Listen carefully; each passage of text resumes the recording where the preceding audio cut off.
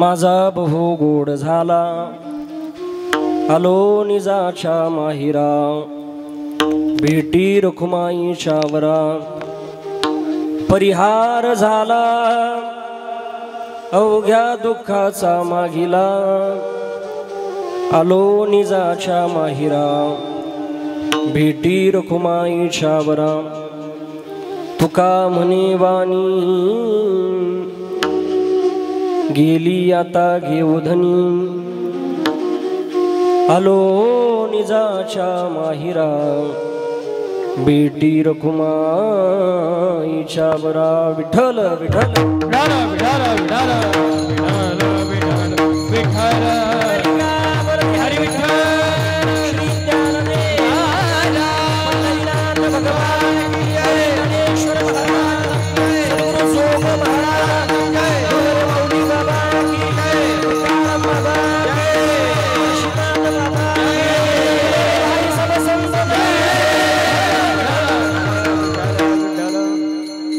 शेवट तो भला माझा बहुगोड झाला आलो निजाच्या माहिरा भेटी रुक्माईच्या वरा ओम मृत्युंजयाय रुद्राय नीलकंठाय शंभवे अमृतेशाय शर्वाय महादेवाय ते नमः अतुलित बलधाम हेम शैलाभदेहं धनुजवन कृशानं ज्ञानिनामग्रगण्यं सकल गुण निधानं वानरानामधीशं रघुपति प्रिय भक्तं मातजातं नमामि अंजनी गर्भ संभुतमायुपुत्रो महाबलः कुमारो ब्रह्मचारी च हनुमन्ताय नमो नमः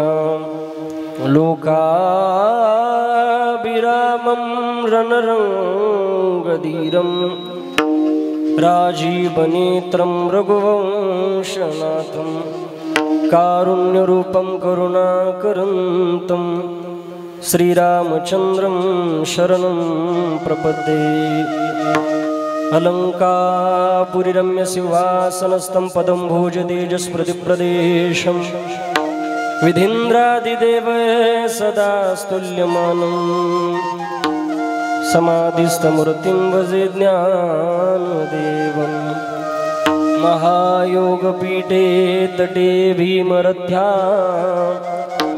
वरं पुण्डलीकाय दातुं मुनीन्द्रे समागत्य तिष्ठन्तमानन्दकन्दं परब्रह्मलिङ्गं भजे पाण्डुरङ्गं पाण्डुरङ्गाकारो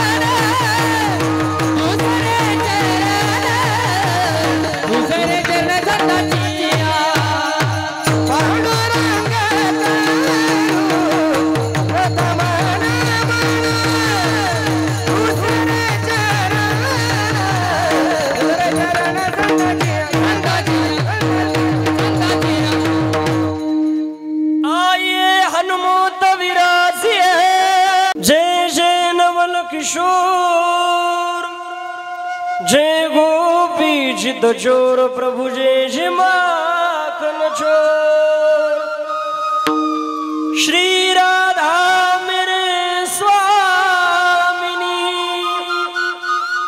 मैं राधिश को दास जन्म जन्म मोहि दे जियो श्री वृंदावन निवास अष्ट सिद्धि नवनिधि के दाता असबर दीन जानकी मां अमर सायन तुमरे पासा सदा रहो रघुपति के दासा हे दुख भाजन मारुति नंदन हे दुख भाजन मारुति नंदन सुन लो मेरी पुकार पवन सुत विनती वार पवन सुत विनती वार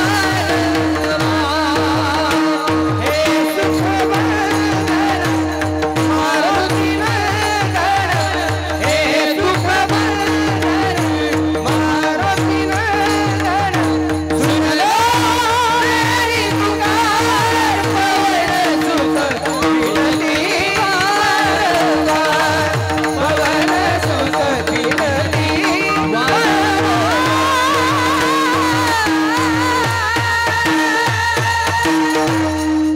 सद्गुरुजीने तारेला संसार गुरु म्हणून विशेषात त्या दुर्विवेकावरी मस्तक हे पायावरी या बारकरी संतांच्या शेवट तो भला माझा बहु गोड झाला आलो निजाच्या माहिरा भेटी रखुमाईच्या बर प्रसूत प्राप्त सळी कीर्तन रूपे सेविकरता निवडलेला भंग देऊच्या सुप्रसिद्ध साधू वैराग्याची वृत्ती म्हणत पुतळे श्री संत श्रीमंत जगद्गुरु श्री तुकोबाराय तुकोबारांच्या गाथेमधील 4 चरणाचा आणि आजच्या प्रसंगाला शोभणारा भंग कीर्तन रूपी सेवेकरता निवडला आहे विठ्ठल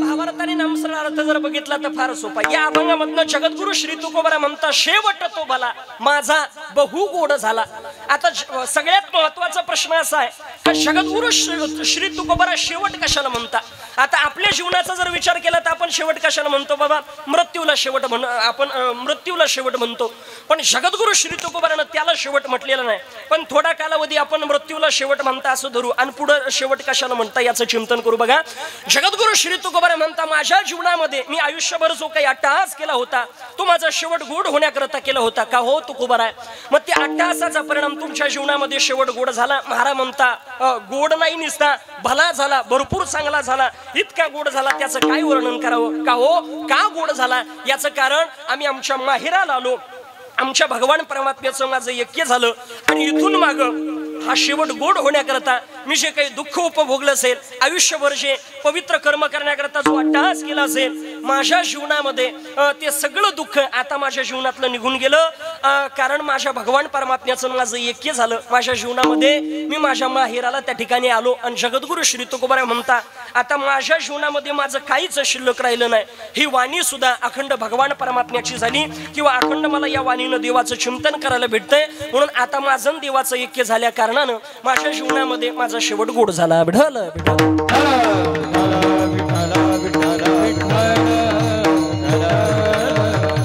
झाला अभंगाचा भावार्थ नामस्मरणार्थ कीर्तन रूपी सेवेला सुरुवात करण्यापूर्वी अल्पासा परिहार द्यायचा तो म्हणजेच हा आज की निमित्तानं आपण सर्वजण या ठिकाणी जमला सर्वांना ज्ञात आहे सर्वांचे परिचित असणारे कैलासवासी गंगाधर शंकर गीते बाबांना आपल्यातून जाऊन आज 1 वर्ष त्या ठिकाणी पूर्ण होत आहे त्यांच्या दुःखात असलेला संपूर्ण गीते परिवार आहे श्री नवनाथ गंगाधर गीते मुलगा आहे नंदकिशोर नवनाथ गीते नातू गणेश नवनाथ गीते नातू दीपक नवनाथ गीते नातू आहे पत्नी आहे गंगा भागीरथी शेवंताबाई गंगाधर गीते असा हा परिवार बाबांच्या जाण्यानं त्या ठिकाणी दुःख आहे आज बाबांना जाऊन आज 1 वर्ष पूर्ण होत आहे हा परिवार बाबांकरता हा एवढा भला मोठा 1 दिवसीय कीर्तन महोत्सव एवढा भला मोठा उत्सव करतोय आज बाबा या परिवाराला आशीर्वाद देत असे खऱ्या अर्थानं बस मी आयुष्यभर जे काही गोड पवित्र कर्म केलं माझ्या जीवनामध्ये मी तुम्हाला जे काही संस्कार दिले त्याचं साध्य माझ्या जीवनामध्ये त्या ठिकाणी झालं म्हणून आज त्यांचं प्रथम पुण्यस्मरण आणि त्या निमित्तानं त्यांच्या ऋणातून उतराई होण्यासाठी ज्ञानदान अन्नदान पिंडदान तर्पण असेल त्या माध्यमातून या ठिकाणी येण्याच्या माध्यमातून माझ्यावरती नितांत प्रेम करणारे अगदी सगळ्या कीर्तनकारांपेक्षा माझ्यावरती ज्यांचं विशेष प्रेम आहे, कुठेही कीर्तन निघाल्याच्या नंतर आवर्जून नियोजनामध्ये ऋषिकेश महाराजांचं नाव असतं, असे आमचे विनायक काका नागरे काकांच्या माध्यमातून आलेला हा सेवेचो. काकांनी फोन केल्या म्हटले महाराज तेवढं पिंगळा झाला पाहिजे. म्हटलं सगळं होतं, तुम्ही काही टेन्शन घेऊ नका, नाही का. त्यांना सुद्धा मनापासून धन्यवाद आहे. या बाजूला गोड गायनाची सत्संगत करता स्वर्गंधर सुरेशकार. हे महात्म्य भेटणं एवढं सोपं नाही, पण आपल्या गावचं बाबांचं काहीतरी पुण्य आणि म्हणून एवढे गोड रत्न आपल्याला भेटले. गोड गायनाचार्य स्वर्गंधर सुरेशकार हरिभक्त प्रणामचे अनिरुद्ध महाराज आहे. श्री महाराजांनाही मनापासून धन्यवाद. या बाजूला गोड गायनाचार्य स्वर्गंधर सुरेशकार हरिभक्त परायण सागर महाराज, ज्यांच्या चाली सागरासारख्या अथांग आहे. श्री सागर महाराजांनाही मनापासून धन्यवाद आहे. या बाजूला गोड मृदंगाची सत्संगत करता मृदंग महर्षी मृदंग अलंकार नाशिक जिल्ह्याचं मृदंग क्षेत्रामधलं भूषण आमचे ओंकार महाराज. श्री महाराजांनाही मनापासून धन्यवाद. या बाजूला गोड बासरीची सत्संगत करता आमचे हरिभक्त परायण बासरीच्या क्षेत्रामध्ये उभ्या महाराष्ट्रामध्ये ज्यांचं विशेष नाव आहे आमचे राहुलजी महाराज. श्री महाराजांकरता एकदा जोरदार टाळ्या वाजवा. श्री महाराजांनाही मनापासून धन्यवाद आहे. या बाजूला आमचे अरुण काका, उत्तम काका, बरेच सारोळेकर मंडळ आहे. आमचे विलास काका गीते आहे, शिंदे बाबा खेडलेकर, मातृवर्ग पितृवर्ग. विशेष म्हणजे अगदी मुक्याला सुद्धा बोलायला लावणारा सौंड. चांदवड तालुकाच नाही, उभ्या महाराष्ट्रामध्ये नाशिक जिल्ह्यात सगळ्या सौंड गोड आहे, पण सगळ्या सौंड मध्ये विशेष क्रांती आमची विकी दादा, त्यांना सुद्धा. आणि आज विशेष म्हणजे आपल्याला एक साऊंड भेटत नाही, आज 5-5 साऊंडचे मालक इथं उपस्थित आहे, नाही का. आपल्या परिसराचं भूषण, ज्यांचा गोड साऊंड आहे आपल्या परिसरामध्ये आपण नेहमी बघतो. आमचे साऊंड मध्ये ज्यांनी विशेष प्रावीण्य मिळवलं असं प्रवीण महाराज आहे, आमचे सागर महाराज आहे, आमचे शंकर महाराज आहे आणि विकी दादाचं गोड साऊंड आहे. त्यांनाही मनापासून धन्यवाद आहे. मातृवर्ग पितृवर्ग सगळ्यांना मनापासून धन्यवाद. जसं गायक वादक महाराष्ट्रातील नावाजलेले आहे त्याच पद्धतीनं गोड टाळकरी सुद्धा आमच्या भाऊलाल बाबांच्या संस्थेतली विनेकरी आहे. ज्या पद्धतीनं सगळे नावाजलेले गोड गायनाचार्य आहे, वादक आहे, साऊंड आहे, त्याच तोला मोलाचा युट्यूब चॅनल सुद्धा इथं आहे. आपण आतापर्यंत आपला जिव्हाळा नावानं जो चॅनल बघत होतो तो आपला जीवलग नावानं चालू आहे. त्यांना आजही प्रत्येक जण आपला जिव्हाळा नावानंच ओळखतो. आणि विशेष म्हणजे अजून त्या ठिकाणी आपल्याला आपण प्रत्येक जण युट्यूब उघडल्या जो चॅनल बघतो मराठी हॉटस्पॉट नावाचा चॅनल, ते या ठिकाणी उपस्थित आहे. सगळ्यांना मनापासून धन्यवाद. बघा मी जास्त वेळ अजिबात सेवा करणार नाही. आपलं 10:30ला सुरू झालं, 12:30च्या आत मी तुम्हाला मोकळं करतो. फक्त आता बसले ना शेवटपर्यंत बसा. कोणी गडबड करू नका, मधीच उठून जाऊ नका. माता माऊली ना आपली लेकरं जरा सांभाळा. ही जागा बहुतेक तुम्ही लेकरं खेळायला सोडलेली असावी, नाही का. पण ती लेकरं काही खेळायला सोडू नका बघा, कारण तुम्हाला लेकरं खेळायला सोडताना बरं वाटतं, पण ती आम्हाला सांभाळायचा नाद नसल्यामुळे ती आम्हाला जरा अवघड वाटतं. विठाला विठ्ठल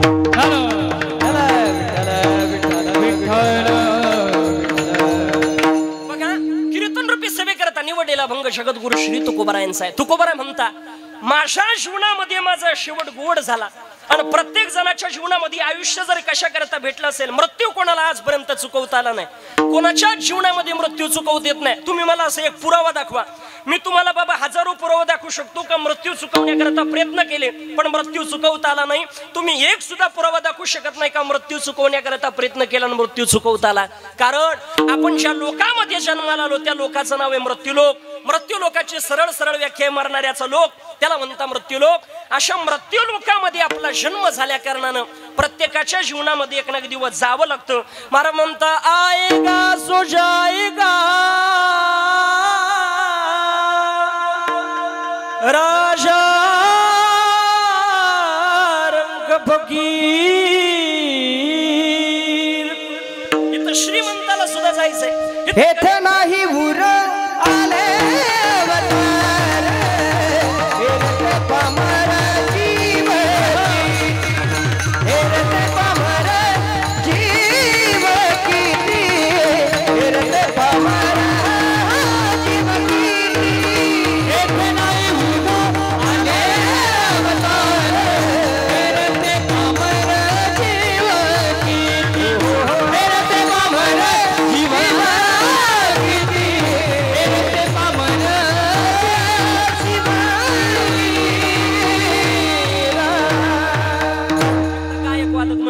टाळी वाजव. याला म्हणता बाबा प्रमाण. नाही तर काही काही याला प्रमाणातला विषय माळेगावला आणि यांचं प्रमाण साळेगावला नाही का. काही काही वेळेला अशीच सत्संगत असल्यावर इतकं गोड वाटतं, नाही तर काही काही वेळेला अशीच सत्संगत भेटत ओमकार बाबा असं वाटत तिथं ते वातावरण पाहिले असं वाटतं चालू कीर्तनात त्यांचं प्रमाण झालं का असं फेटा काढावं बगल्यात घालावं असं पळत सुटावं एखादा पर्वत पावा अशी उडी टाकावा असं पर्वत पाहून नाही का. पण अतिशय गोड. महाराज म्हणता येत नाही उरवाले अवतार इरती पामर शिव किती. जी अवताराला आले त्यांच्या सुद्धा जीवनामध्ये एक ना एक दिवस अवतार संपावं लागला. आपली काय गोष्ट आहे, मृत्यू कोणाला चुकवता आला नाही बाबा आजपर्यंत आपल्या जीवनामध्ये, पण अंतकाळ गोड करता आलं आणि तो गोड केला आमच्या संत महात्म्याने. प्रत्येक संत महात्म्याच्या जीवन चरित्राचा विचार करा. मृत्यू चुकवण्याकरता प्रयत्न नाही केला, अंतकाळ गोड करण्याकरता प्रयत्न केला. म्हणून आपल्या सोबत येणारं फक्त आपलं पुण्य आहे. त्या पुण्यानुसार कर्मानुसार आपला अंतकाळ गोड होतो. तो गोड व्हावा असं जर वाटत असेल तर पवित्र कर्म करा, भगवान परमात्म्याचं नामचिंतन करा. कारण आपल्या जीवनामध्ये हेच सोबत येणार आहे. एखादा म्हणत असेल महाराज मी भरपूर पैशावाला आहे, पैसा सोबत येत नाही, धन मृत्यू नंतर सोबत येत नाही महाराज. एखादा बऱ्याच जणांना नावाचं वावा करण्याची सवय असते, कोणाचं नाव मृत्यू नंतर शिल्लक राहत नाही. बघा एखादी व्यक्ती मृत्यू पावल्याच्या नंतर मृत्यूच्या अगोदर बाबा त्याचं नाव असतं, हा अमका पाटील तमका पाटील, पण मृत्यू नंतर त्याला पाटील सोडावं नावानं कोणी आवाज देत नाही. मग त्याला आपण काय आवाज देतो माहितीये का, डेड बॉडी काढा म्हटली अंघोळीला नाही का. बघा म्हणजे आपल्या जीवनामध्ये प्रत्येकाच्या जीवनामध्ये मृत्यू नंतर नाव सुद्धा शिल्लक राहत नाही. म्हणून नावाच्या पाठीमागे धावू नका, सौंदर्याच्या पाठीमागे धावू नका, पैशाच्या पाठीमागे धावू नका, ते आपल्या सोबत येणार नाही. अरे आपण श्रीमंताला मोठं म्हणत नाही. तुम्ही बघा विनायक काका, आपण जर श्रीमंताला मोठं म्हणलो असतो तर पूजा श्रीमंताची झाली असती, गरीबाची नाही. पण बघा रावण किती श्रीमंत आहे, रावणाची लंका सोन्याची गड्या, पण रावणाची लंका सोन्याची होती पण तरी सुद्धा रावणाची पूजा नाही. कारण त्याच्याकडे श्रीमंती भरपूर होती पण त्याचं दुर्दैव चरित्र चांगलं नव्हतं. पूजा श्रीमंतीची होत नाही, चरित्राची होती.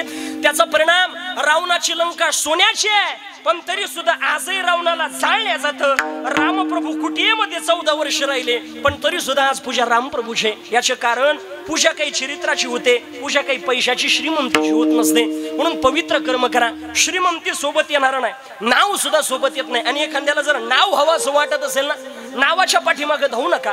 पवित्र निस्वार्थ कर्म करत राहा, पवित्र काम करत राहा, आपल्या जीवनामध्ये निश्चित नाव होणार. बघा संत महात्म्याने नाव होण्याकरता प्रयत्न केला का नाही, पण आजही ज्ञानोबा कोण आहे तुम्हाला, मला लेकराला जन्माला आलेल्या लेकराला सुद्धा माहिती आहे ज्ञानोबा कोण आहे. ज्ञानोबा म्हटल्याच्या नंतर विश्वाची माय जगद्गुरु श्री तुकोबाराय कोण आहे, वैराग्याची महामेरू आहे. प्रत्येकाच्या जीवनामध्ये जगद्गुरु श्री तुकोबाराय माहिती आहे, ज्ञानोबाराय माहिती आहे. छत्रपती शिवाजी महाराज सुद्धा जन्माला आलेल्या लेकराला ज्याला नुकतंच बोलता यायला लागलं ना, छत्रपती शिवाजी महाराज कोण आहे असं म्हटल्याच्या नंतर त्याच्या मुखामधून वाक्य बाहेर पडेल, या स्वराज्याचे मालक जर कोण असेल तर ते छत्रपती शिवाजी महाराज आहे. याचं कारण त्या लेकराला सुद्धा माहिती आहे, त्याला त्याच्या पंजोबाचं नाव सांगता येऊ शकत नाही, खारपर पंजोबाचं नाव सांगता येऊ शकत नाही, पण छत्रपती शिवाजी महाराजांचं नाव माहिती नाही असं कोणीच नाही. कारण प्रत्येकाला माहिती आहे मी या देशामध्ये स्वतंत्रपणे राहू शकतो, याचं कारण छत्रपती शिवाजी महाराज. बघा प्रत्येकाच्या जीवनामध्ये आपल्या जीवनामध्ये नाव करण्याकरता माझ्या राजानं प्रयत्न केला का नाही. आपण नाव करण्याकरता जर प्रयत्न न केला, निस्वार्थ समाजाचं कार्य करत राहिलो, निस्वार्थ पवित्र कर्म करत राहिलो तर आपलं नाव कसं होतं. बघा शास्त्रामध्ये गोड प्रसंगाला सांगतो लक्षामध्ये. आता आपण जिच्या वरती राहतो तिला काय म्हणता, पृथ्वी म्हणता बाबा, बरोबर आहे का ना. पण हिचं खरं नाव पृथ्वी नाहीये, मग हिचं खरं नाव आहे भूमी. मग आता ऐका, हिला पृथ्वी नाव केव्हा पडलं तर पृथ्वीराजाच्या नावावरनं त्या या भूमीला पृथ्वी नाव पडलं. हा पृथ्वीराजा कोण आहे यानं नाव देण्याकरता काही प्रयत्न नाही केला, पण निस्वार्थ कर्म केल्याचा परिणाम या भूमीला पृथ्वीचं नाव कसं पडलं. बघा आता सगळ्यात महत्वाचा प्रश्न, हा पृथ्वीराजा कोण आहे. आपल्याला सगळ्यांना ध्रुव बाळ सगळ्यांना माहिती आहे, आपण सगळेजण ऐकतो नेहमी श्रीमद भागवतामध्ये. 5 वर्षाचे ध्रुव महाराज आपल्या सावत्राईनं कंबरड्यामध्ये लाद घातल्याच्या नंतर, बघ तुला जर तुझ्या बापाच्या मांडीवरती बसायचं असेल ना गड्या, तर तुला माझ्या उदरी जन्माला यावं लागेल, त्याच्याशिवाय मांडीवरती बसता येणार नाही. 5 वर्षाची ध्रुव महाराज रडत रडत गेले, आई मी का माझ्या बापाच्या मांडीवरती बसू शकत नाही, माझं काय पाप आहे काय. त्यावेळेला ध्रुव महाराजांच्या आईनं सांगावं, बाळा ते तुझं पाप नाहीये, ते माझं पाप आहे. काय, तू माझ्या उदरी जन्माला, हेच तुझ्या जीवनातलं पाप आहे. आई माझ्या बापाची मांडी भेटण्याकरता मी काय केलं पाहिजे ग, म्हणजे माझ्या बापाची मांडी भेटेल. अरे बापाच्या मांडीची काय अपेक्षा करतो ध्रुवा, वनामध्ये जा, जगाच्या मालकाची आराधना कर, देवाची मांडी प्राप्त होईल म्हटले. ध्रुव महाराज निघाले, पण आई अगोदर ज्या मातेनं कंबरड्यामध्ये लाद घातली ना तिचं दर्शन घेऊन जा. ही आपल्या भारताची संस्कृती आहे महाराज. सावत्राईचं दर्शन घेतलं, ध्रुव महाराज निघाले. वनामध्ये गेल्याच्या नंतर नारद महर्षीनं परीक्षा बघितली वगैरे वगैरे. आता त्यांना भगवान परमात्मानं त्या ठिकाणी नारदांनी अनुग्रह दिला. त्यांनी त्या मंत्राचा जप केला, ओम नमो भगवते वासुदेवाय. आणि आपल्याला सगळ्यांना माहिती आहे देव प्रसन्न झाले. मग आता देव प्रसन्न झाल्याच्या नंतर ध्रुव महाराजांना विचारलं तुम्हाला काय पाहिजे मागून द्या. आपण सगळे म्हणतो ध्रुव महाराजांनी मांडी मागितली, पण ध्रुव महाराजांनी मांडी नाही मागितली. मागायची होती मांडीच, पण देवाला पाहिलं, देवा तू सर्वज्ञ आहे, मी अल्पज्ञ आहे, माझ्यापेक्षा माझं चांगलं कशानं होईल हे तुला माहिती आहे, मग माझं ज्यानं चांगलं होईल ना असं काहीतरी मला दे. तेवढ्याला भगवान परमात्म्यानं ध्रुव महाराजांना सांगितलं तुमचं चांगलं होईल असं द्यायला तयार आहे, पण त्या अगोदर तुम्हाला प्रपंच करावं लागतो, तुम्हाला विवाह करावा लागतो. ध्रुव महाराजांचा विवाह सुद्धा झालेला आहे, हे बऱ्याच जणांना कथाकारांना सुद्धा माहिती नाही. ध्रुव महाराजांच्या पत्नीचं नाव श्रीमद भागवतामध्ये आलेलं आहे बाबा. पत्नीचं नाव आहे भ्रमी. भ्रमी सोबत ध्रुव महाराजांचा विवाह झाल्याच्या नंतर ध्रुव महाराजांना 2 पुत्र झाले. एकाचं नाव आहे शिष्ट आणि एकाचं नाव आहे भव्य. आता ऐका, त्या शिष्टाच्या त्या ठिकाणी भव्य नावाचा जो 2 नंबरचा मुलगा आहे त्याला एक पुत्र झाला, त्याचं नाव आहे शंभू. आणि शिष्ट नावाचा जो पहिला मुलगा आहे त्याला 5 पुत्र झाले. एकाचं नाव आहे रिपू, एकाचं नाव आहे रिपुंजे, एकाचं नाव आहे विप्र, एकाचं नाव आहे वृकल, एकाचं नाव आहे वृकतेजा. आणि पहिला जो रिपू नावाचा पुत्र आहे त्याला एक मुलगा झाला, त्याचं नाव आहे चाक्षु. चाक्षुचा पुत्र आहे मनु. आणि मनुला जो मुलगा झाला त्या ठिकाणी त्याचा मुलगा आहे कुरु. कुरुचा पुत्र आहे अंग. आणि अंगाच्या पत्नीचं नाव सांगितलंय सुनीता. आता ऐका, इथून मागची जी परंपरा ती चांगली चालत आली, पण या त्या ठिकाणी बघा वेन राजा तो चांगली परंपरा चालत आली, पण वेन राजाचा सुनीतेसोबत विवाह झाल्याच्या नंतर त्यांना एक त्या ठिकाणी मुलगा झाला. त्या अंगाच्या जीवनामध्ये एक मुलगा झाला, त्याचं नाव आहे वेन. आता बघा, ते अंगाला वेन मुलगा झाल्याच्या नंतर तो वेन जरा विचित्र वागायला लागला. याचं कारण त्याच्या आईचे त्या ठिकाणी अनुवंशिकतेनुसार त्याच्या आईचे दोष त्याच्यामध्ये उतरले. कारण ही अंगाची जी पत्नी आहे ही मृत्यूदेवाची कन्या सांगितलेली. त्याचा परिणाम हा वेन जरा विचित्र निघाला. बघा, कारण लेकरावरती आईचे संस्कार होत असतात. तुम्ही बघा, एखादी माता माऊली बाबा गरोदर अवस्थेमध्ये असेल आणि ती जर ज्ञानेश्वरीचं पारायण करत असेल, श्रीमद भागवत ग्रंथाचं गाथीचं पारायण करत असेल तर समजून जायचं येणारा हरिभक्त असेल. पण ती जर का म्हणली मलकन चिंग चिंग चिंगाटच पाव वाटून राहिलं, समजून जायचं येणार चिंग चिंग चिंगाटच आहे, नाही का. बघा, आपलं सगळं त्याच्यावरती अवलंबून असतं. प्रसंग असा निर्माण झाला. आता आईचे दोष, कारण आईच्या जीवनामध्ये क्रूरता आहे. त्या आईच्या जीवनामध्ये कोणाविषयी दयामय. आता यमाच्या जीवनामध्ये मृत्यूदेवाच्या जीवनामध्ये कोणाविषयी दयामय आहे बाबा, त्याच्या जीवनामध्ये काय राहणार आहे. त्याचा परिणाम तो वेन जरा विचित्र वागायला लागला. सगळ्या ऋषीमुनीनं साधू संतांना जेवढाला त्याचा राज्याभिषेक सोहळा केला. राज्याभिषेक सोहळा केल्याच्या नंतर हा साधू संतांना त्रास द्यायला लागला. साधू संतांना सांगतोय कुणी देवाचं भजन करायचं नाही, कुणी नामचिंतन करायचं नाही. का रे, आमच्या उद्धाराकरता आम्ही देवाचं नामचिंतन केलं पाहिजे. नाही नाही, या जगतामध्ये सर्वश्रेष्ठ जर कोण असेल तर तो या देशाचा राजा आहे म्हटले. माझंच तुम्ही भजन करा. आजही आपल्याला असे बरेच जण सापडतात, देवाचं भजन करू नका, मीच देव आहे. बघा, आपल्यामध्ये आपण देवाचे अंश, गीतेमध्ये वर्णन आहे, मम वंश जीव लोके जीवभूत सनातन मन शस्त्राणी इंद्रियानी प्रकृती स्थानी कर्षती. म्हणून आपण देवाचे अंश इथपर्यंत बरोबर आहे, हा नरदेव देवानं दिला इथपर्यंत बरोबर आहे, पण देवाच्या तोला मुलीचा आपल्याला म्हणता येणार नाही. तो सांगतोय कोणाचं भजन करू नका.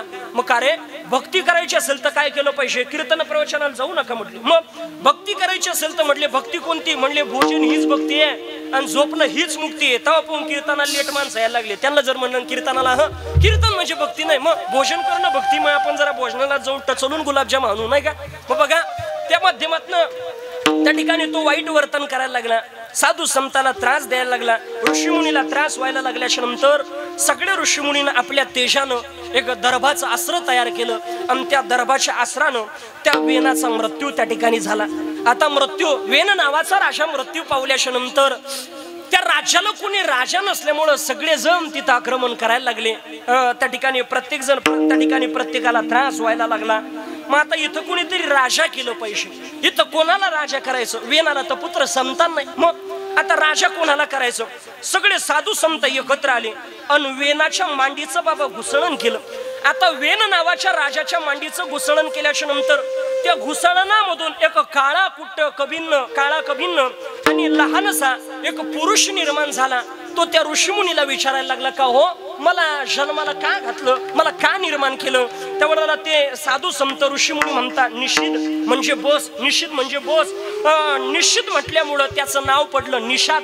पुढं तो विंध्याचल पर्वतावरती गेला आणि त्यांच्या वंशावळीनं अनेक तिथं पाप कर्म केलं. म्हणजे अशा प्रकारे वेन राजाच्या शरीरामध्ये जे पाप कर्म होतं त्याचा निचराई होऊन गेला. आणि पुढं आता त्याच्या हाताचं उजव्या हाताचं घुसळण केलं आणि त्या उजव्या हाताच्या घुसळणामधून एक पावन पवित्र एका महात्म्याचा, एका राजाचा, एका देवाचा जन्म झाला. त्यांचं नाव आहे पृथू महाराज. आता ऐका, हे पृथू महाराज ज्या वेळेला प्रगट झाले तर त्यावेळेला त्यांच्या प्रागट्याच्या वेळेला आकाशामधून शंख चक्र त्या ठिकाणी पडले. म्हणजे ज्या पद्धतीनं भगवान कृष्ण परमात्म्याचा अवतार झाल्याच्या नंतर मंद मंद त्या ठिकाणी पाऊस पडत होता, रामप्रभूचं प्रागट्य झाल्याच्या नंतर वृक्षाला पालवी फुटत होती, त्या पद्धतीनं माझ्या पृथ्वीराजाचं आगमन झाल्याच्या नंतर, पृथ्वी देवाचं आगमन झाल्याच्या नंतर शंख चक्र त्या ठिकाणी पडता आणि पृथू महाराजांचं प्रागट्य झालं. पृथू महाराज त्यांच्या जीवनामध्ये अतिशय गोड पावन पवित्र कर्म करता, प्रजेवरती प्रेम करणारे, भगवान परमात्म्याची निस्वार्थ सेवा करणारे असे असणारे पृथू महाराज त्यांच्या जीवनामध्ये प्रजेचं दुःख दूर करायचे.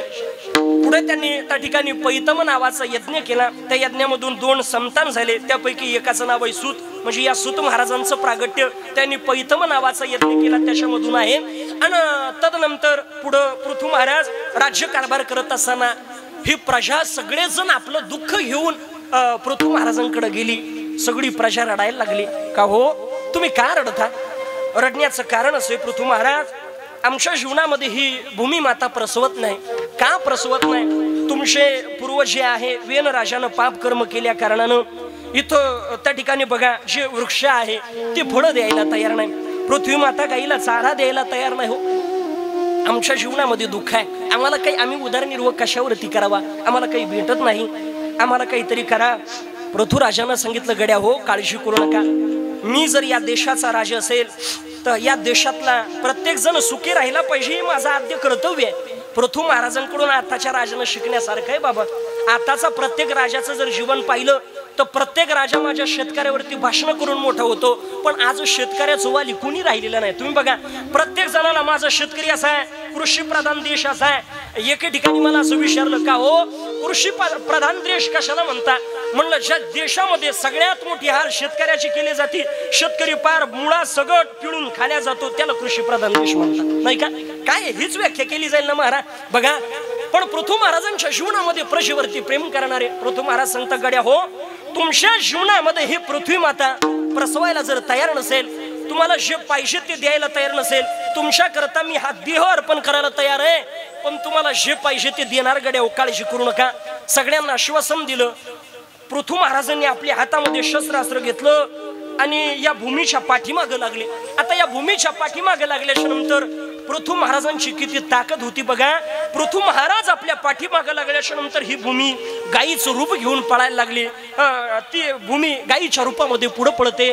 पृथू महाराज पाठीमागे पळत आहे. तिनं गायीच्या रूपामधून विचारलं पृथू महाराज माझ्या पाठीमागे शस्त्र घेऊन का लागले हो. तुझ्या पाठीमागे लागण्याचं कारण असेल तू माझ्या प्रजेकरता जे पाहिजे ते का द्यायला तयार नाही, तू का प्रसवत नाही याचं कारण सांग. त्यावेळेला सांगितलं मी प्रसवत नाही याचं कारण असे वेन राजानं पाप कर्म केलं. मग तू केव्हा प्रसवशील. बघा आता माझ्या जीवनामध्ये मी गायीच्या रूपामध्ये, मला बछड्याच्या रूपामध्ये, वासराच्या रूपामध्ये मुलगा झाला तर मी प्रसवायला लागेल. आश्वासन दिलं काळजी करू नका. पुढं त्या ठिकाणी त्यांनी मोठे नद्या नाले त्या ठिकाणी तयार केले आणि भूमीकडून जे पाहिजे ते सगळ्यांना भेटायला लागलं आणि सगळी प्रजा सुखी झाली. आता या प्रजेनं विचार केलं किती उपकार आहे ना पृथू महाराजांचे. आपण आपल्या कातडीची चोळी करून दिली, वस्त्र करून दिलं तरी पृथू महाराजांचे उपकार फेडू शकत नाही. मग पृथू महाराजांना आपण दुसरं काही देऊ शकत नाही. मग आपण आज सुखी आहे याचं कारण ही भूमी आपल्याला अन्नधान्य देते, पण ही जर कोणामुळे देत असेल, हे सगळे उपकार जर कोणाचे असेल तर पृथू महाराजाचे. पृथू महाराजांमुळे भूमीमधून जे पाहिजे ते आपल्याला भेटतं ना, मग आपण भूमीलाच त्यांचं नाव देऊन टाकू. तेव्हापासून पृथू महाराजांच्या नावावरून या भूमीला नाव पडलं पृथ्वी. विठाल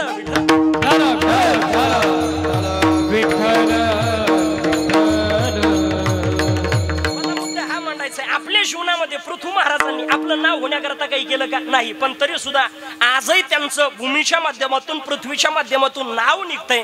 याचं कारण आपण नावाच्या पाठीमागे पडू नका. आपण फक्त देवाची निस्वार्थ सेवा करा. सगळं आपलं नावही होतं, श्रीमंती सुद्धा प्राप्त होते. कारण हा नरदे काय श्रीमंती प्राप्त करण्याकरता, ऐश्वर्य उपभोगण्याकरता आपल्या जीवनामध्ये दिला नाही. हा फार पावन पवित्र नरदे. बरं, इतका पवित्र नरदे याच्यासारखं दुर्लभ सुद्धा या जगतामध्ये कोणी नाही. परमंत नरदे ह दुर्लभ जाणारे तुम्ही वासुदेव वासुदेव म्हणा. शतवर्षाची गणनारे तुम्ही वासुदेव वासुदेव म्हणा. शतवर्षाची गणनारे तुम्ही वासुदेव वासुदेव म्हणा. यामध्ये दुःख यातनारे तुम्ही वासुदेव वासुदेव म्हणा. यामध्ये दुःख यातनारे तुम्ही वासुदेव वासुदेव म्हणा. तुम्ही आठवा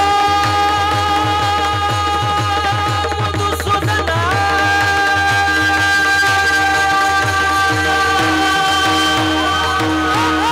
वासुदेव वासुदेव म्हणा रे तुम्ही वासुदेव वासुदेव म्हणा. तुम्ही वासुदेव वासुदेव म्हणा रे तुम्ही वासुदेव वासुदेव म्हणा. वासुदेव वासुदेव म्हणा रे तुम्ही वासुदेव वासुदेव म्हणा. तुम्ही वासुदेव वासुदेव म्हणा रे तुम्ही वासुदेव वासुदेव म्हणा.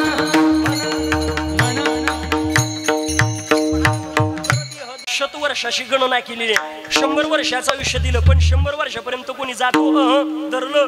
तुम्ही टोप्यावाले सगळे भाग्यवान आहे, तुम्हाला म्हातारपण बघायला भेटलं. आम्हाला म्हातारपण सुद्धा बघायला भेटणार नाही बाबा, दरिद्री आम्ही, नाही का? पण बघा, आपल्या जीवनामध्ये प्रत्येकाच्या जीवनामध्ये महाराज म्हणता जावं लागतं. महापवित्र नरदे भेटला ना, जे सोबत येणार ते पवित्र कर्म कर, भगवान परमात्म्याचं नामचिंतन कर आणि सत्कार्य कर. या नरद्यानं प्रत्येकानं सत्कार्य दान धर्म केला पाहिजे. आणि बघा, आपल्या जीवनामध्ये दान धर्म सत्कार्य परमार्थ करावं माता माऊलीनं. आता इकडे एखादी माता माऊली म्हणशील बया, ही नाही काकल म्हणशील बया, मी याला किती का घ्यायना, पण त्याला आमच्याकडे कार्यक्रम असल्यावर त्यालाच आणा. मी तुमची वाह नाही, पण खरंच परमार्थ करावं काका माता माऊलीनं. तुम्ही बघा, या कीर्तनाला जाऊ द्या, प्रवचनाला जाऊ द्या, काका आपण रिकाम्या हाताने जाणार, या रिकाम्या हाताने नाही येणार. मग यांना माहिती आहे कीर्तन प्रवचनाचं ऐकू नये. मग कीर्तन झालं, या बाबाच्या दर्शनाला आला की निदान बाबाच्या पायावर 500 तरी ठेवतील, बाबाच्या पायावर 200 तरी ठेवतील, नाही का? म्हणजे ठुवाच माझा असा आग्रह नाही बुवा, पण त्याच्याशिवाय ऐकू नये असं म्हणत्या. आता एखादी म्हणशील बाया, मला लय दान करण्याची इच्छा आहे, पण पाप्याच्या बापानं 50 रुपये सुद्धा माझ्याजवळ ठेवले नाही. माय काय काळजी करू नको, तू जशी बोळी बाबडी आहे ना, तसा महाराज सुद्धा बोळा बाबड आहे. मग महाराजाला पैशात लागा त्याचं काय नाही. मग गळ्यातले तो 2-4 मणी काढून ठेवले तरी घेऊन जातो, नाही का? तसा बोळा बाबडा महाराज आहे. पण ऐका, आणि तसं आता यांना तुमच्याकडून काही घेण्याची गरज राहिली नाही बाबा. मग तुम्ही बघा, यांना आता या सगळ्यांना सरकारकडून पेमेंट चालू झालं, नाही का? या सगळ्या सरकारच्या लाडक्या बहिणी झाल्या, म्हणजे पेमेंट झालं लाडक्या बहिणीला चालून फॉर्म भरून लाडकी दाजी जाम झाले, नाही का? बघा, आधार कार्डाचं झेरॉक्स घेऊन गेले तर पॅन कार्डाचं बाकी राहतं, पॅन कार्डाचं घेऊन गेले तर रेशन कार्डाचं बाकी राहतं, सगळे फॉर्म भरले तर योजना बंद पडत, नाही का? म्हणजे बघा, योजना चालू झाली, लाडक्या बहिणीला लाडक्या दाजीचेच फॉर्म भरून केस उडून गेले, नाही का? बघा, पण आपल्या जीवनामध्ये इतका पवित्र नदी भेटला ना, मग आपल्या जीवनामध्ये या नदीनं सत्कार्य करा, पवित्र कर्म करा, भगवान परमात्म्याचं चिंतन करा. कारण आपल्या जीवनामध्ये आपल्या देवाचे किती उपकार आहे माहितीये का? आपल्यावरती आपला बाप प्रेम करू शकत नाही, आपली आई प्रेम करू शकत नाही. इतकं प्रेम जर आपल्यावरती कोण करत असेल तर तो भगवान परमात्मा आहे. बघा, आपली माय होऊन तो आजही आपले खऱ्या अर्थानं आपल्या जीवनामध्ये आपलं कार्य करतोय. भगवान परमात्मा आपली सेवा करतो. म्हणून म्हणताना लेकराची सेवा केलीस तू आई, कस पांग फेडू कस होऊ तराई, तुझ्या उपकारा जगी तोड नाही. ओवाळीन जीव माझा सावळे विठाई, विठ्ठला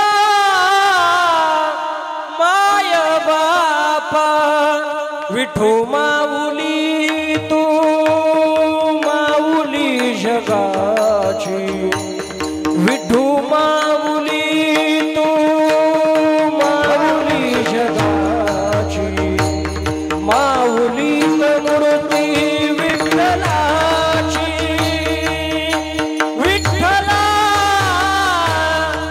माय बापा विठू माऊली,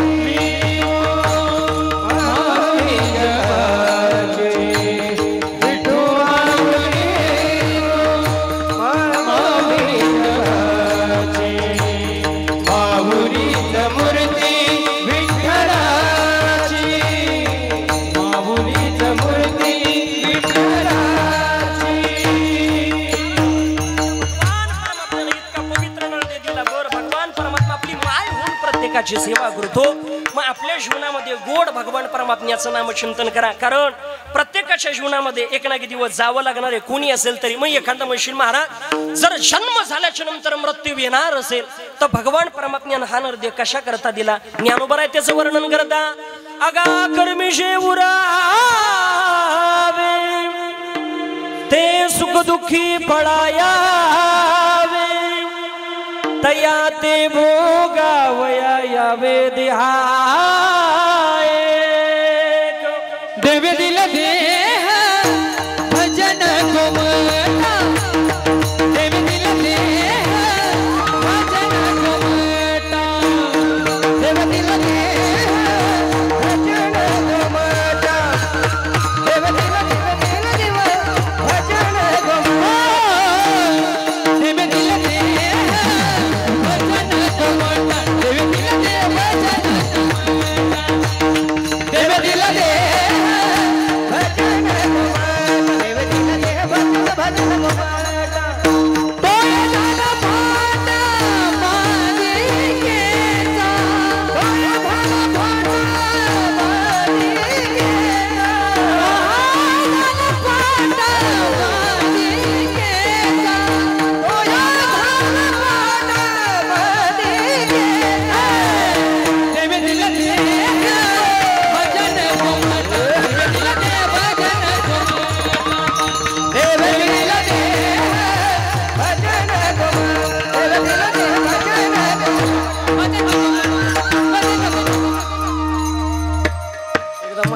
जोरदार टाळी वाजवा नाही का? काय गोड आवाज भगवान परमात्म्याला दिला. देव कोणालाही आवाज देत नाही. नाही तर काही काही ठिकाणी बाबा ते महाराज ते गायक ते पाहा असे माईक खाली करणार, खुब्यात गेल्यासारखे उभे राहणार आणि ती आडवा टाळ कोटू कोटू कोटू कोटू कोटून धरीला.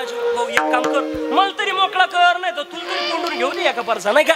अवघड असतं महाराज पण अतिशय गोड. महाराज म्हणतात देवे दिला देह भजना गोमटा. भगवान परमात्म्यानं हा नरदेह त्याच्या भजना करता दिला.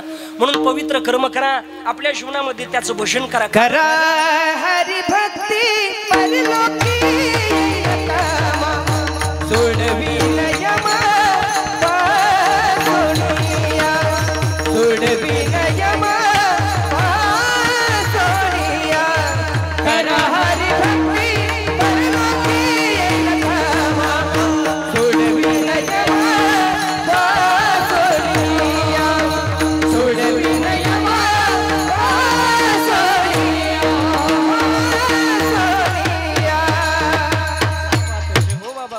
अतिशय गोड प्रमाण. महाराज म्हणता करा हरिभक्ती परलोकी येईल कामा सोडविल यमापासून या. कारण यमापासून सोडणार आपल्याला तेवढं साधन आहे. आता पाप कर्म करताना आपल्याला गोड वाटल, पण वर गेल्याच्या नंतर महाराज यमाचा ते लावून काठी घेऊन बसलेला असं आपल्याला हाणणारे महाराज उचलू उचलू आपटवणारे पाप कर्म करणाऱ्याला. पण बघा वरती गेल्याच्या नंतर आपण इथं तरी असं वाटल आपल्याला कोणी पाहत नाही, पण देव प्रत्येकाला बघतो. आता इथं गोड वाटेल, पण महाराज म्हणता वरती गेल्याच्या नंतर मारिती जोडीती तोडीती निष्ठुर मारिती जोडीती तोडीती निष्ठुर मारिती जोडीती तोडीती निष्ठुर मारिती जोडीती तोडीती निष्ठुर. यमच किंकर बहुसार यमच किंकर बहुसार यमच किंकर बहुसार यमच किंकर बहुसार मारिती जोडीती तोडीती निष्ठुर मारिती जोडीती तोडीती निष्ठुर मारिती जोडीती तोडीती निष्ठुर मारिती जोडीती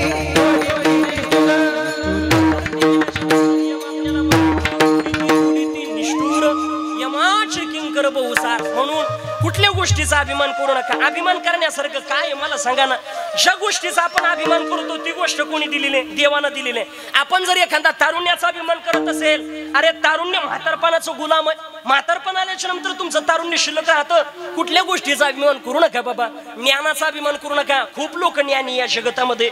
ज्ञानाचा जर तुम्ही अभिमान करत असेल, ज्ञान जगाच्या मालकाचं सोडून अंतकाळाच्या वेळेला कोणाचं उपयोगाला येत नाही. तुम्ही बघा आपल्या जीवनामध्ये पितामह भीष्माचार्यांसारखा ज्ञानी महात्मा आहे, पण द्रौपदी मातेचं वस्त्रहरण चालू असताना सगळं ज्ञान गेलं. ज्या वेळेला अंतकाळाच्या वेळेला त्या ठिकाणी भगवान परमात्मा गेले, धर्मराजाला धर्मनीतीचा उपदेश करता. एखाद्या मातामाऊलीवरती अत्याचार होत असेल ना, तो सुद्धा सहन नाही केला पाहिजे. अशी धर्मनीती सांगताना द्रौपदी माता हसली. का ग का हसते का हो? तुम्ही आता धर्मराजाला धर्मनीती सांगता. माझं वस्त्रहरण चालू होतं त्यावेळेला कुठं गेलं होतं तुमचं ज्ञान? त्यावेळेला सुद्धा खरं सांगू द्रौपदी माझ्याकडे ज्ञान होतं ग, पण मी त्यावेळेला त्या कौरवाचं अन्न ग्रहण केलेलं होतं. मला माहिती आहे मी त्यावेळेला नुसतं उठून उभं राहिलो असतो ना, हातामध्ये शस्त्र घेण्याची गरज नव्हती. तो दुःशासन काय 100चे 100 कौरव पळून गेले असते का?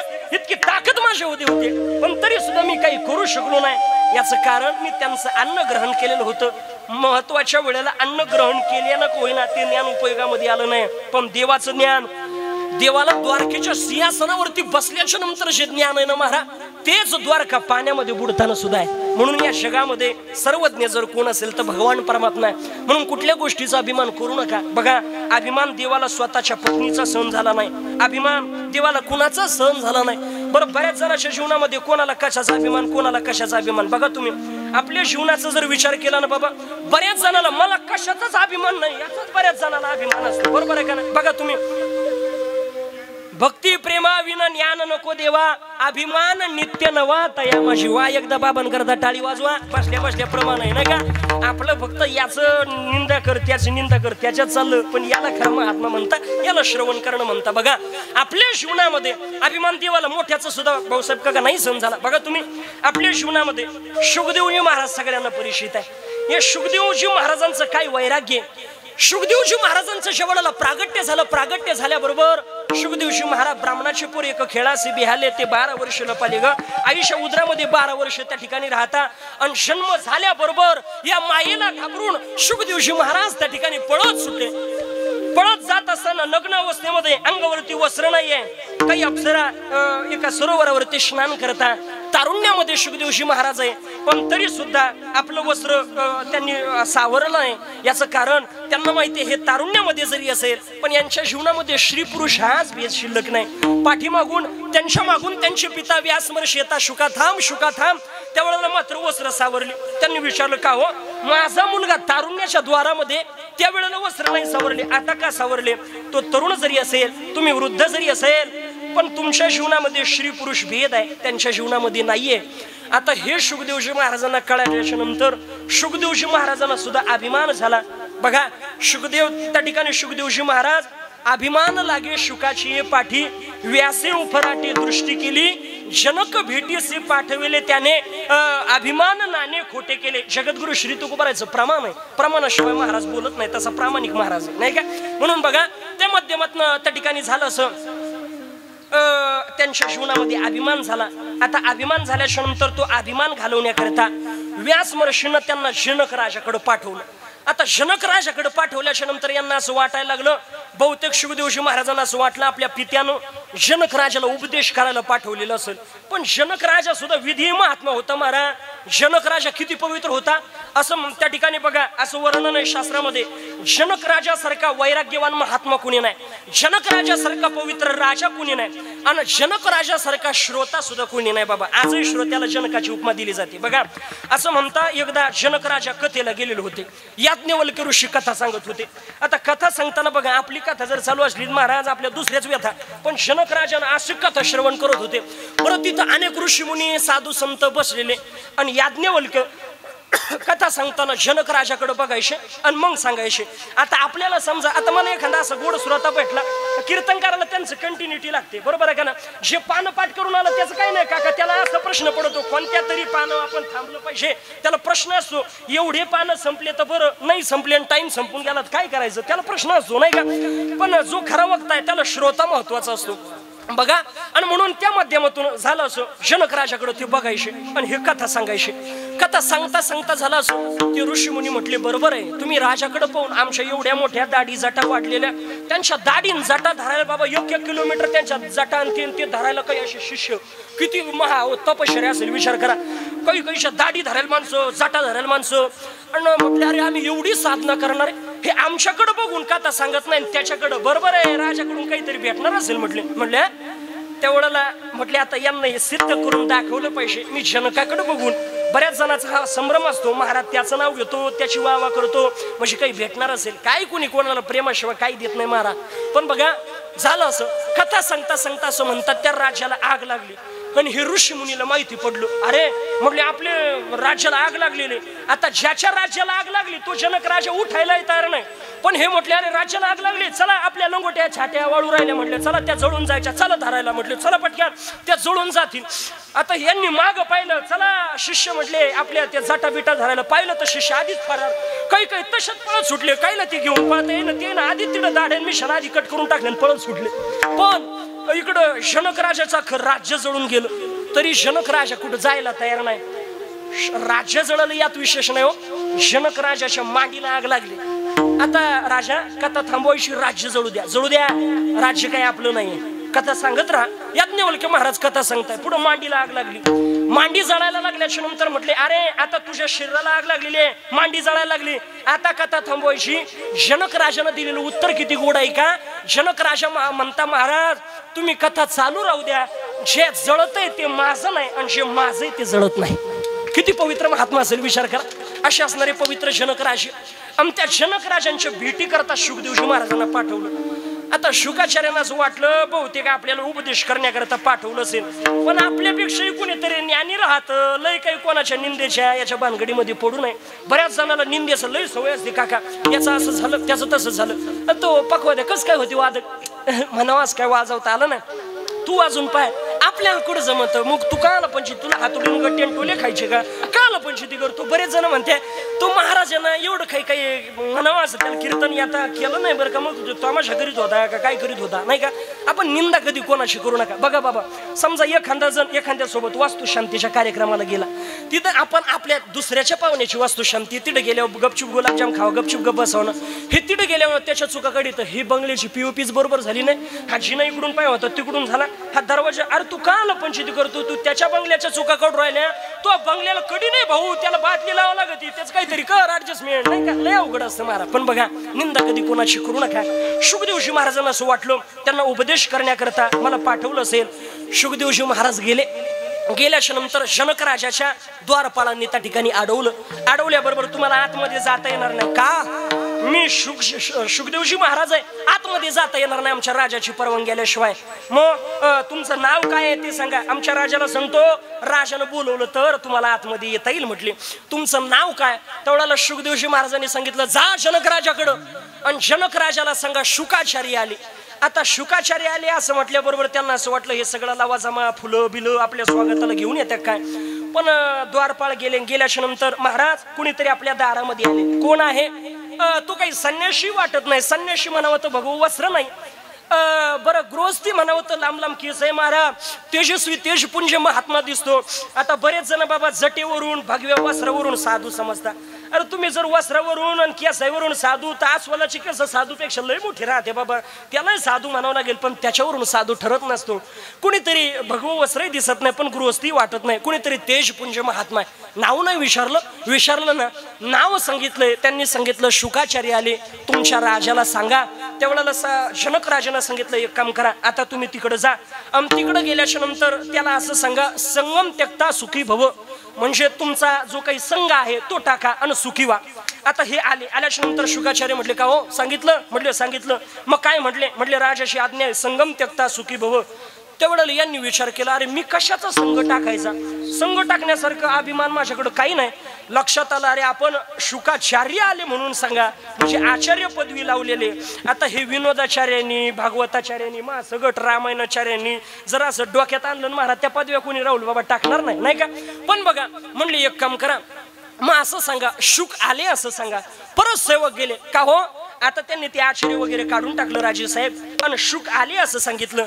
त्यावेळेला परत राजानं सांगितलं संगम त्यक्ता सुखी भव, संग टाका सुखी व्हा. परत आले म्हणले काय हो. म्हणले संगम त्यक्ता सुखी भव. अरे मी आचार्य काढला, आता कशाचं संघ आहे. म्हणले स्वतःला आवाजावं करायला लागलो, म्हणजे अजून आवाजावाची भावना आहेच नाही का. परत सांगितलं शुक आला असं सांगा.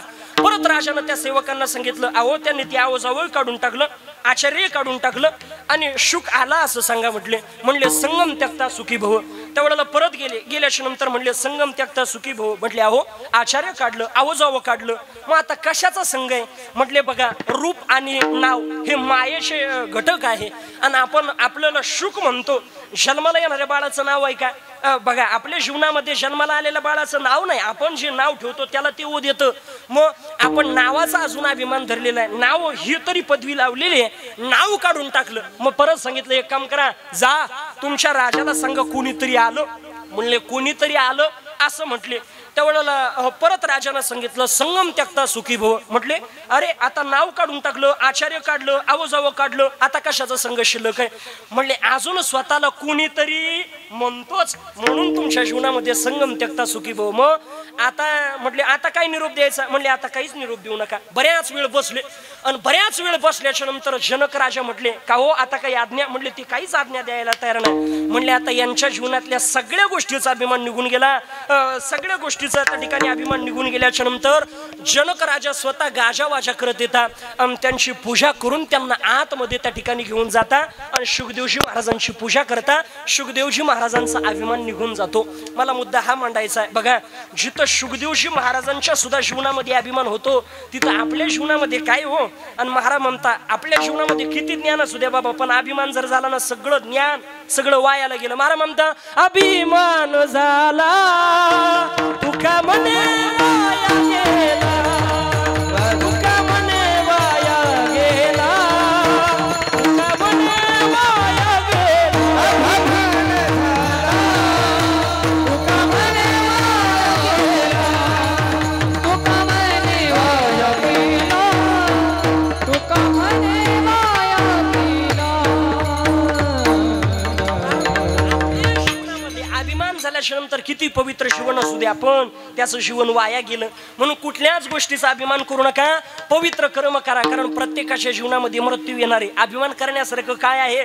लाकडामध्ये जन्माला आलो, मातीमध्ये जन्माला आलो, मातीमध्येच मरायचे. लाकडावर जन्माला आलो, लाकडावरती जाळायचे. कबीरदास महाराज गोड वर्णन करता जीवे बिलकडी मुहे बिलकडी देख तमाशा लकड़ी का, क्या जीवन क्या मरण कबीरा हे रचाया लकड़ी का. अरे काय लाकडावरती जन्माला दिन चार घड़ी का जीना, दिन चार घड़ी का जीना, दुनिया है मुसाफिर खाना, दुनिया है मुसाफिर खाना. दिन चार घड़ी का है जीना, दिन चार घड़ी का जीना, दुनिया है मुसाफिर खाना, दुनिया है मुसाफिर खाना. राजा आए महाराजा आए, यहाँ कोई रह नहीं पाए, यहाँ कोई रह नहीं पाए. बस यही चला है गाना, बस यही चला है गाना. दुनिया है मुसाफिर खाना, दुनिया है मुसाफिर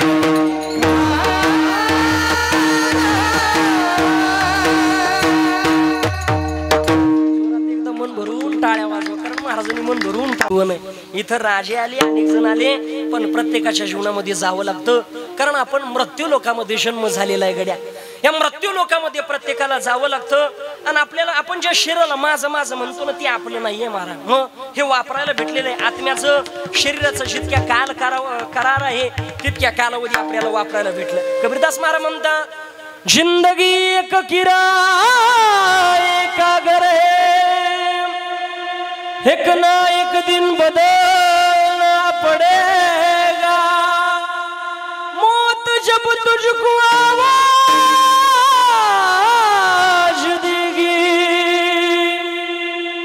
घर से बाहर निकलना पडेगा.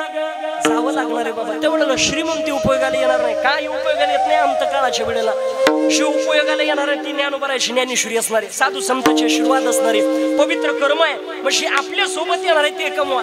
गोड सकाळी उठलं ना स्नान झाल्याबरोबर ज्ञानेश्वरीचं नसेल पारायण करता येत पण ज्ञानोबराच्या ज्ञानेश्वरीचं दर्शन घेतल्याशिवाय अरे अन्न काय चहा सुद्धा ग्रहण नाही केलं पाहिजे, पाणी सुद्धा ग्रहण नाही केलं पाहिजे. आमचे गुरुवर्य माऊली बाबा मला पाठामध्ये सांगायचे काका पुरा हो एखादा मनुष्य त्याच्याकडे भरपूर श्रीमंती असू द्या त्याच्या जीवनामध्ये जर ज्ञानेश्वरीचं पारायण नसेल ना त्याच्या श्रीमंतीला सुद्धा काही उपयोग नाही. आणि किती श्रीमंत मनुष्य मरू द्या, किती त्याचं नाव प्रतिष्ठा असू द्या पण तो ज्ञानेश्वरी न वाचता गाथेचं पारायण न करता हरिपाठ न वाचता जर तो मृत्यू पावला ना तर तुम्ही कोणाला आमंत्रण देऊ नका का आमच्या घरी एखादी व्यक्ती मेली असं सांगू नका, आमच्या घरी एक पशु मेला असं आमंत्रण द्या म्हटले. कारण इतकी पवित्र ज्ञानेश्वरी आहे. त्या ज्ञानेश्वरीचं पारायण केलं पाहिजे, पवित्र जीवन जगलं पाहिजे. कारण हा नरदी आपल्याला साधू संतांच्या कृपेनंच आपल्या जीवनामध्ये उद्धार करता येणार आहे. आणि एवढा पवित्र नरदी या जगताच्या पाठीवरती भेटला म्हणून पवित्र कर्म करा. मग आपल्या जीवनामध्ये शेवट गोड करण्याकरता संत महात्म्यांनी प्रयत्न केला.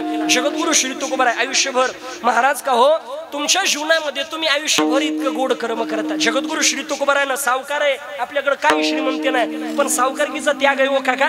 सगळ्या कर्ज करता सगळं व या इंद्रायणी मातेमध्ये बुडून टाकल्या. भगवान परमात्म्याचं चिंतन करता अखंड देवाचं भजन करणारे जगद्गुरु श्री तुकोबाराय. तुकोबारायच्या जीवनामध्ये माहिती आहे तुकोबारायला कोणी जर विचारलं का हो तुकोबारायला तुम्हाला काय पाहिजे देवानं विचारू द्या तुकोबाराय तुम्हाला काय देऊ, तुम्हाला काही सौंदर्य आवडतं का या जगतामध्ये, काही दुसरं आवडत असेल सांगा. आता सौंदर्य जर आवडत असतं तर देवानं काय किती सौंदर्य दिलं असतं. जगद्गुरु श्री तुकोबारायच्या जीवनामध्ये तुम्हाला काय आवडतं पण तुकोबारायनं सांगावं देवा मला काहीच देऊ नको, मला एकच दे, तुम्हाला ज्ञान पाहिजे नको ज्ञान सुद्धा नको, नको ब्रह्म ज्ञानात्म स्थिती भाव, नको ब्रह्म ज्ञानात्म स्थिती भाव, नको ब्रह्म ज्ञानात्म स्थिती भाव, नको ब्रह्म ज्ञानात्म स्थिती भाव, नको ब्रह्म ज्ञानात्म स्थिती भाव, नको ब्रह्म ज्ञानात्म स्थिती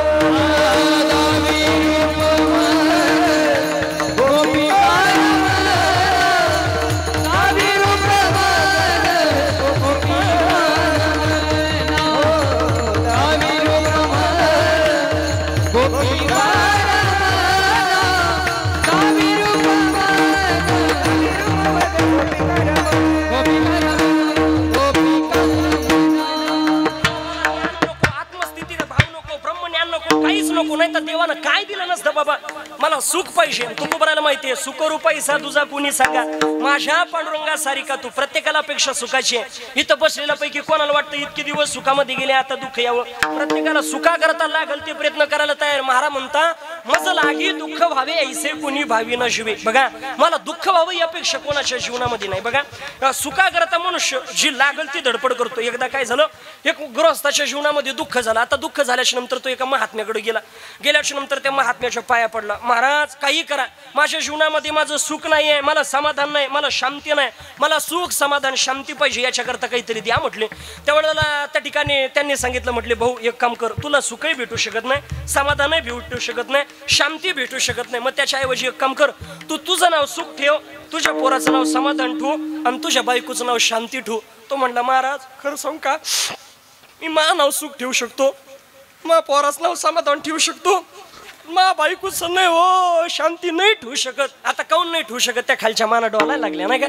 त्यांना माहितलं आपली शांतीत क्रांती, आपलं कुठं शांती होतं नाही का.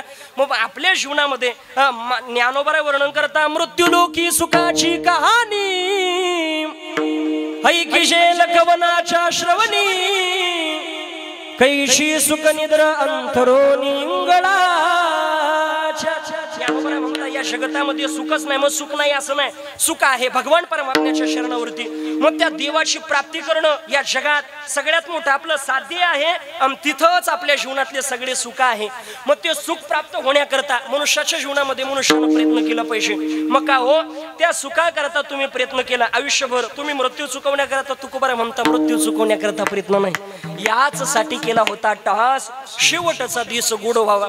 आणि जगद्गुरु श्री तुकोबाराचं जीवन पा किती कष्टातलं. प्रत्येक साधून दुःख सोडून काहीच या समाजाचं उपभोगलं नाही महाराज. या समाजाला सुखाच्या मोबदल्यात समाजानं दुःखच दिलंय. म्हणून एखादा आपल्याला कधी निंदा करत असेल, त्रास देत असेल ना, वाईट वाटून घेऊ नका काका. आपण एकटं एका चांगल्या बाजूला असेल आणि आपल्या विरोधामध्ये 100 जण उभे असेल ना, त्यावेळेला आपण समजायचं कुठेतरी आपण प्रगतीवरती आहे, कुठेतरी आपण चांगलं कार्य करतोय. याचं कारण सांगतो. आणि आपल्याला त्रास देणारे बाहेरचे नसतात, आपल्या गावातले आपल्या घरातलेच असतात. तुम्ही बघा हे पहिल्यापासून चालत आलं. पांडवांना त्रास देणारे काही बाकीचे पाकिस्तानातले नव्हते आले, मग पांडवांना सुद्धा त्रास देणारे कौरव त्यांच्या घरातले त्यांचे भाऊच होते. म्हणून आपल्या जवळच्या पासून सावध राहिलं पाहिजे. तुकोबाराच्या जीवनामध्ये किती दुःख उपभोगलं. तुकोबारा म्हणता रे बाकीच्यांनी दुःख द्यावं यात विशेष नाही. मग स्वतःच्या पत्नीनं सुद्धा आपल्या माय बापाला दोष दिला. काय माझ्या माय बापे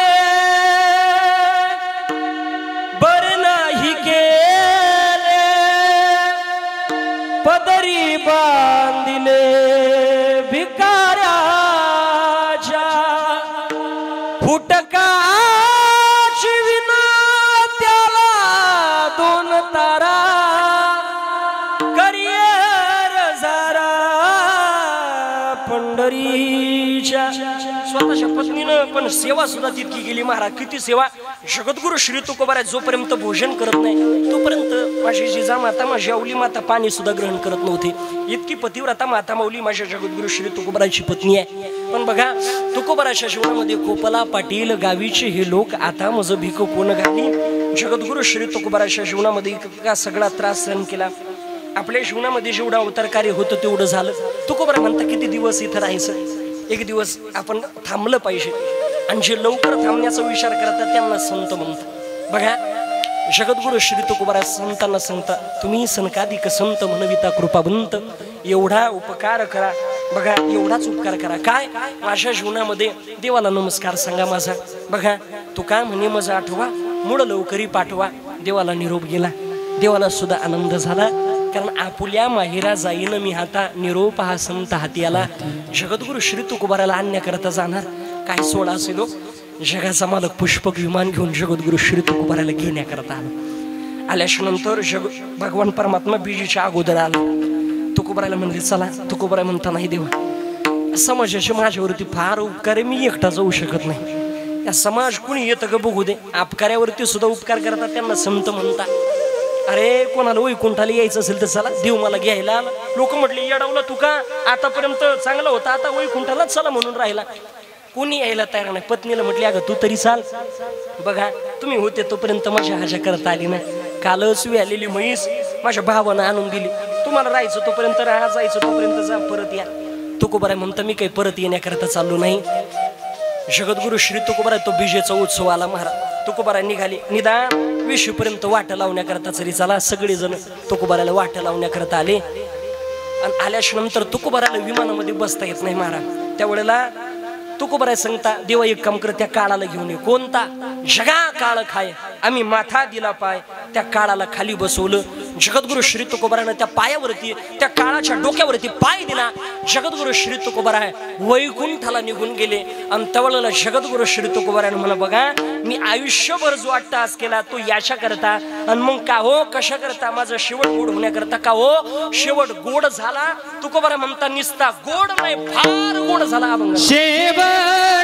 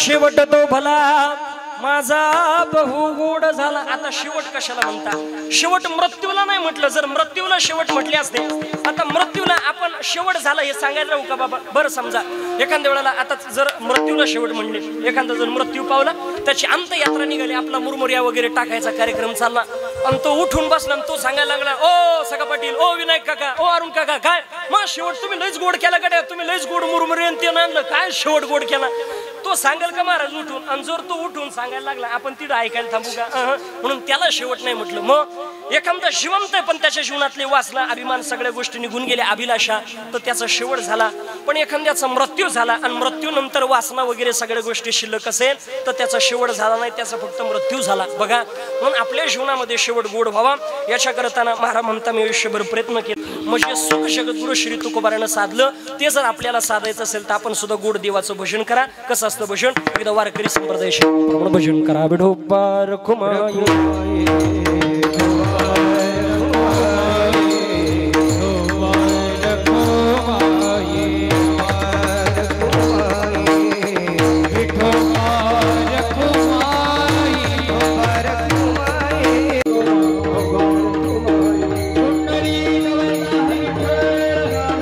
आपले म्हातारे मायबाप असेल ना, या जगातला सगळ्यात गरीब तो आहे.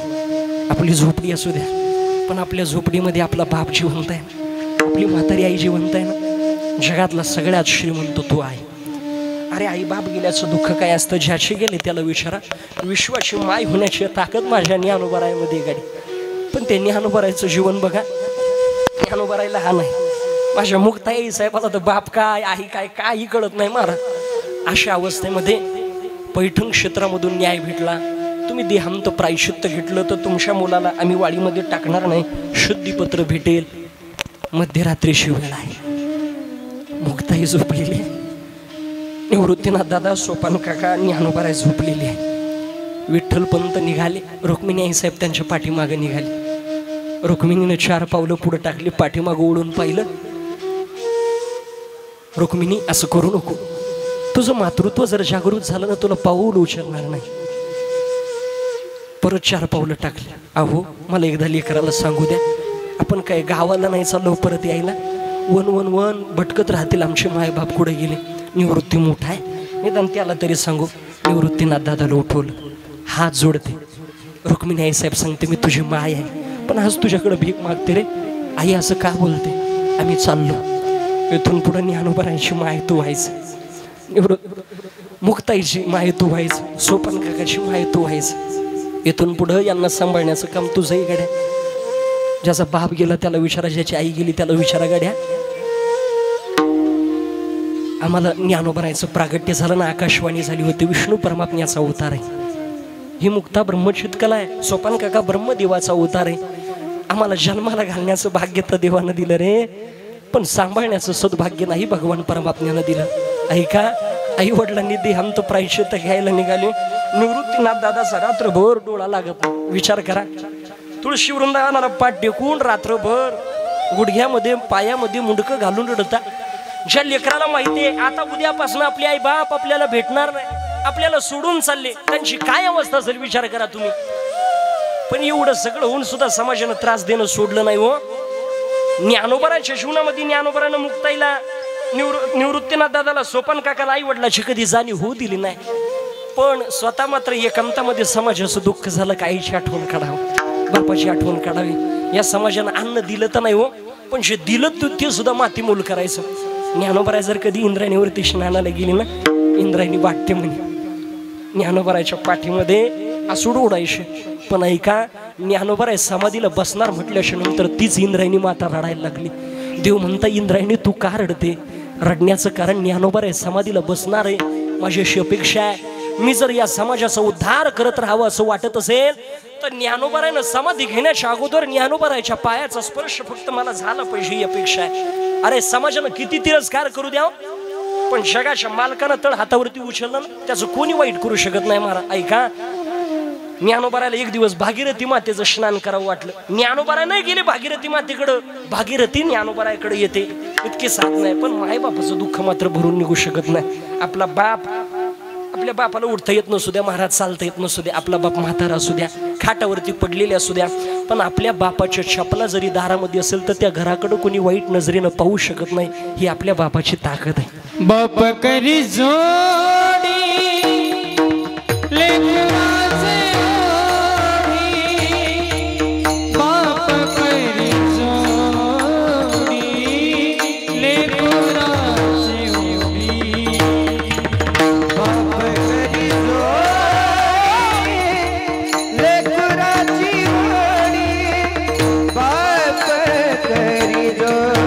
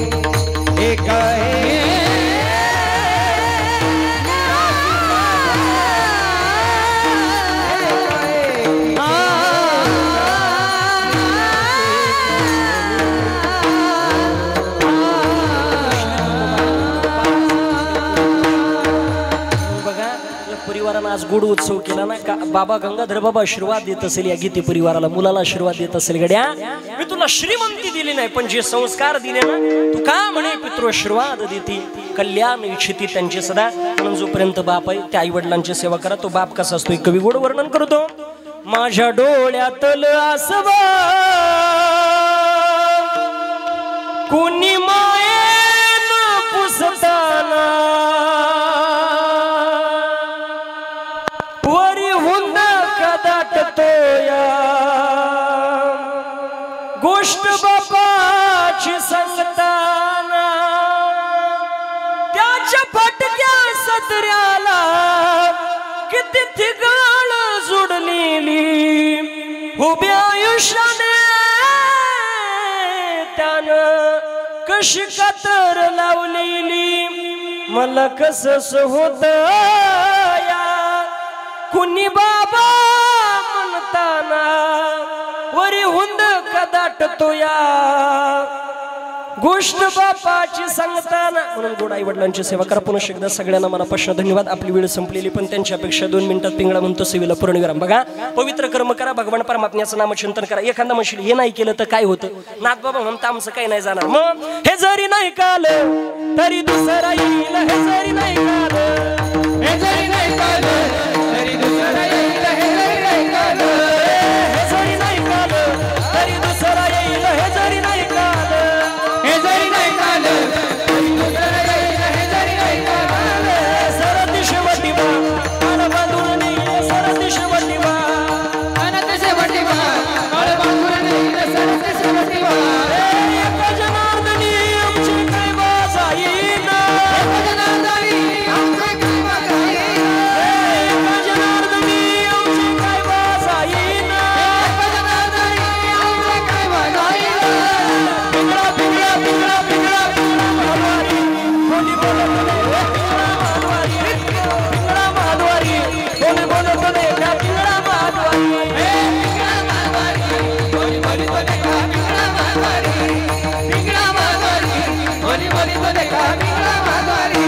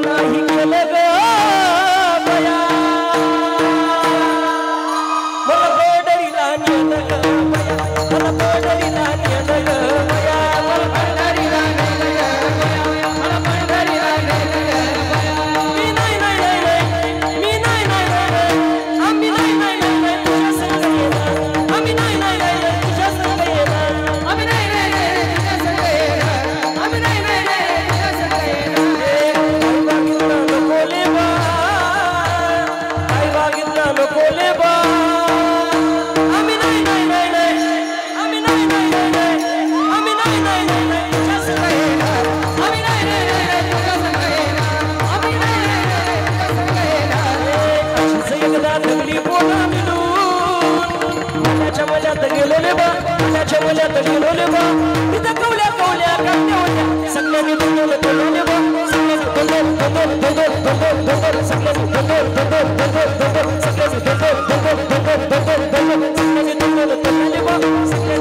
सगळ्यांनी दोन मी कपडी तोडायला गेलोले बा